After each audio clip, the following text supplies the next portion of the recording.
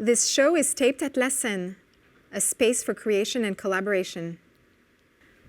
Artists, thinkers, and creators of all stripes tell us what inspires their work, a starting point that takes us into their creative process in their own words. Welcome to Who Inspires You.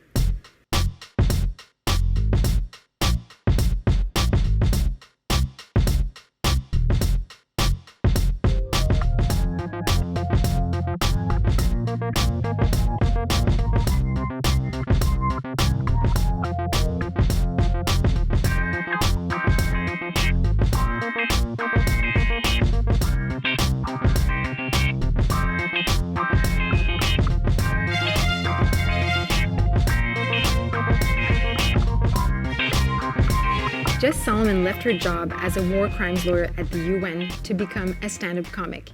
Since then, she's become a regular across the circuit of comedy clubs. She's written and starred in 3 solo shows at the Montreal Fringe Festival and appeared on CBC's George Stroumboulopoulos Tonight. Her writing has been published in Vice and The Beaverton.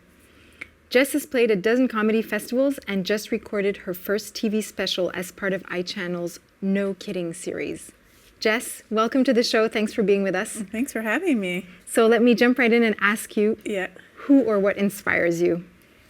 The person that inspires me the most is Jon Stewart. You've probably heard of this guy. Yeah. He's pretty amazing because he's a stand-up comedian that then took stand-up to a whole other level with his show, The Daily Show. And coming as I do from a law background and human rights work, I really like the idea of being able to use comedy as a kind of form of advocacy. And I think that Jon Stewart does that amazingly well.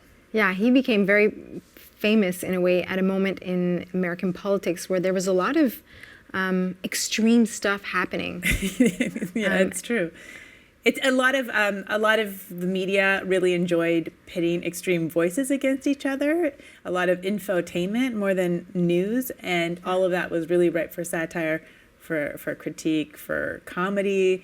And so I love the way that the show is, number one, super funny, because if it's not funny and it's too messagey, people aren't going to tune in. So super funny. And he just was the only person that seemed to be really speaking the truth about anything. I don't know when the media got to a point where it just became either a voice for the government and just sort of not asking tough questions of anybody, or just kind of some kind of infotainment show where they pit crazy people against each other to fight it out. And they call it debate. Yeah, exactly. The debate. Yeah, let's call it that. So I love how he went after all of that. And I think his voice had some kind of an impact. Yeah.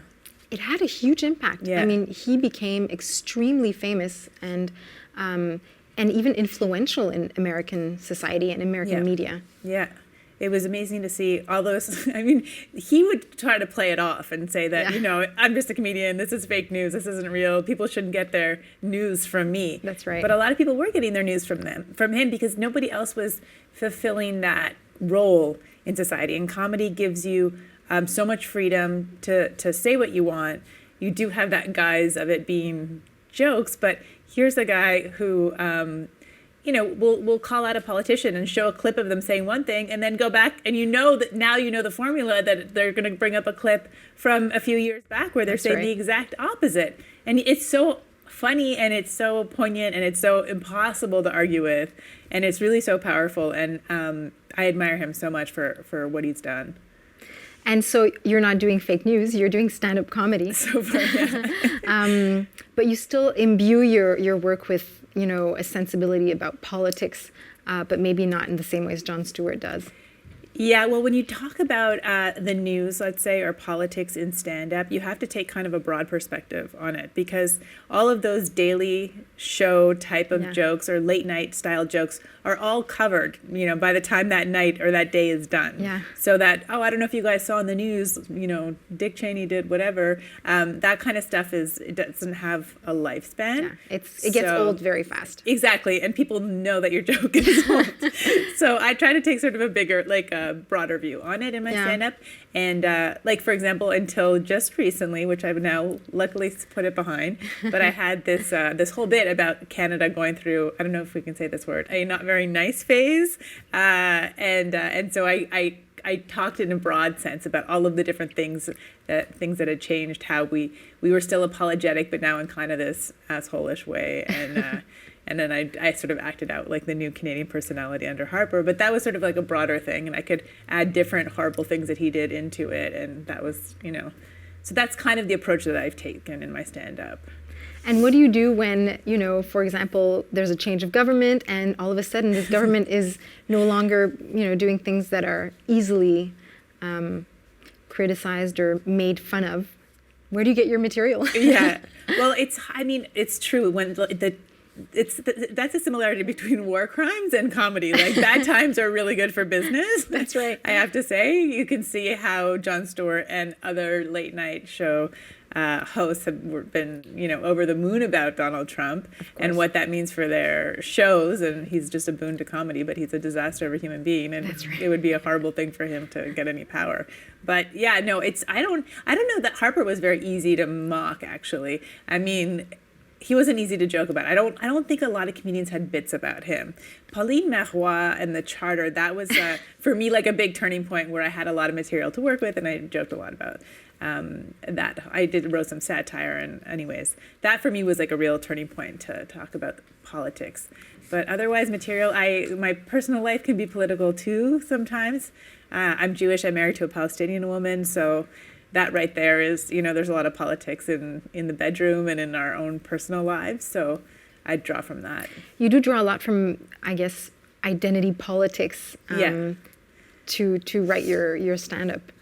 Yeah, I like to, I think it's drawing from yourself is, if you can make it relatable in a way, is a really good place to draw from because it's unique to you. And I mean, it's very hard to write original jokes, certainly we all know, I don't know if anybody could write an original joke about the airplane today. I'm not the coolest person. I've never been especially cool. When I was a kid, I once shoplifted a thesaurus. But then I felt so guilty, so remorseful, so repentant, so shameful. I brought it back. I wasn't afraid of monsters. Mm-hmm. But I think that if you putting some of your own life and your own identity into your stand-up is what ultimately allows people to identify you as a comedian, your style, your point of view, your voice, and that's really important to develop as you get further along in comedy. And yeah, speaking of observational comedy, when I think about that, I think of, for example, Seinfeld, who took it to to an extreme. Mm-hmm. Does that ever have any kind of influence in your work? That kind of observational, detached comedy? I have a couple of bits. I have one bit that I love because it is nice to come up with something or some theory or some observation that people haven't thought about that way before. Yeah. Which is about how sexualized our society is and how every company uses sex to sell their products except the mattress companies. Yeah. And then I go into this whole bit about I don't understand that mattresses of all the companies you would think they would be the ones to be talking about sex, but all they care about is the science of sleep. And that's and so that's one of the observational jokes that doesn't come from any personal experience. Yeah. And it's fun. I like to have a variety of stuff. Some people are really just observational, just storytelling, just one-liner, and so I try to have a little bit of variety in the style of my jokes, even if the point of view is kind of all sounds like me. Yeah. And what is it like to be a woman in a, I guess, previously male-dominated field? Yeah, thank you for noting that. Although, I mean, it's changing for sure. There's a lot of examples to point to of women who are just killing it right now. Yeah. Like Amy Schumer, for example, is all over the place. But also Tina Fey and Amy Poehler and going back for many years. And but it's really a numbers game. And so the more women there are, the more ridiculous it becomes for somebody to suggest that women are not funny. And it's always been something that bothered me because you have a lineup with 6 people and there's one woman on the bill, and if she's not funny, people are like, oh yeah, women aren't funny.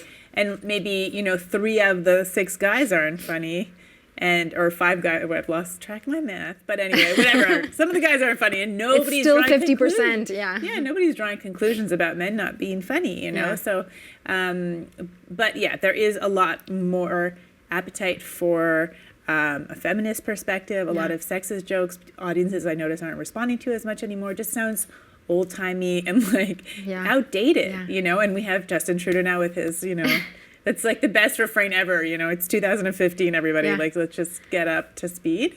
And you feel that change in the culture in comedy clubs and theaters. And Is there such a thing as like women's comedy or female comedy? See, I don't think so. I don't like when people say, your next comic is a lady. It's like, no, you're a comedian, you happen to be a woman, and you have a female perspective on things, just like men have a male perspective on things. Nobody's like, there's male comedy. I mean, maybe if you want to typecast it that way. If it was always typecast that way, it would be fair. But, it's like white, straight guys, that's comedy, and everyone else is like, that's urban comedy or black or that's like Latinos or that's gay comedy. And it's like, no, it's all, these are just our experiences. So, and I think it's important to have different perspectives on a show. I just think it makes for a more entertaining show. But definitely if you're a woman in the audience, you might be able to relate a little more to a female comic, or is that being sexist? No, not at all. How dare you? I'm out of here. No, the women are in the audience sometimes they do relate, depending on the material. But women can also be the worst too, because they tend to, I don't know, they all like the male comics. It's hard as a female comic. Your best fans are gay guys and lesbians, for sure. And those are the main people that will come out and really become fans. After a show, there's so many guys that get hit on, by women who have been there.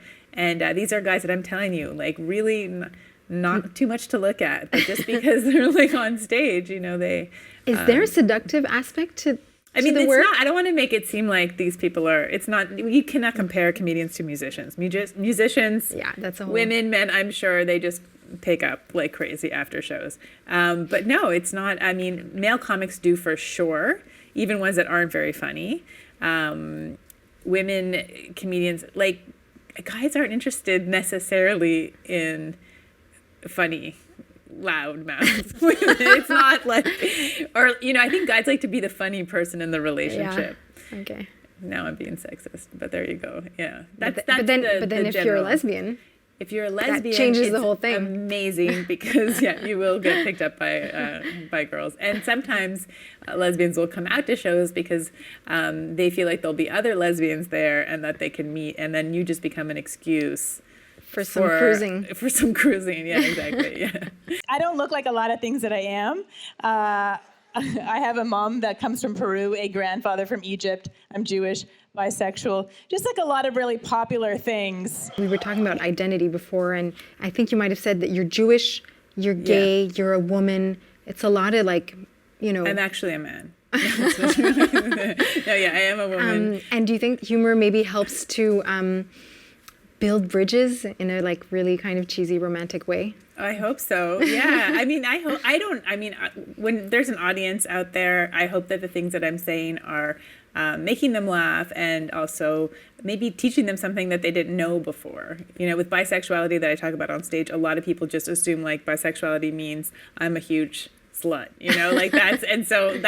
that's the stereotype. And then I try to point out how ridiculous that actually sounds and how it makes no sense in a way that makes people laugh. And then maybe they walk away thinking oh yeah, okay, maybe that is true or whatever. So it's almost like pedagogical. Come learn something in my shows, everybody. It's going to be a blast. There is that part of it though. I mean, a little bit. You're out there, you're talking, you've got people listening to you. It is a platform where maybe you're telling them something they don't know, and when the response is laughter, it's the most undeniable affirmation of, oh, I get it. If you're and definitely if you're laughing, you're way more willing to, I guess, understand someone or open your mind a little bit more. Yeah and comedy is the perfect way to do that, I find. or one of the best ways to open people's minds, because it's sort of to the side. And is there anything coming up that you want to tell us about? Oh my goodness, we just had a big thing at Club Soda. My wife recorded a DVD and album. Is she a comedian also? She's a comedian also. Wow. Okay. Yeah, so she was at Club Soda and I opened for her and Mike Ward hosted. Her name is Iman El-Husseini, so she'll look out for her stuff. I'm moving to New York soon. Really? Yeah. Oh no, we're going to lose you. I know. So there's more anglophones there. So I think and there's just there're just more opportunities. So I guess I would just say follow me online, because people can see what's coming up there at Jess_Salomon. Excellent. Yeah. We'll stay tuned. Thank you. Thanks for being on the show, Jess. It was my pleasure.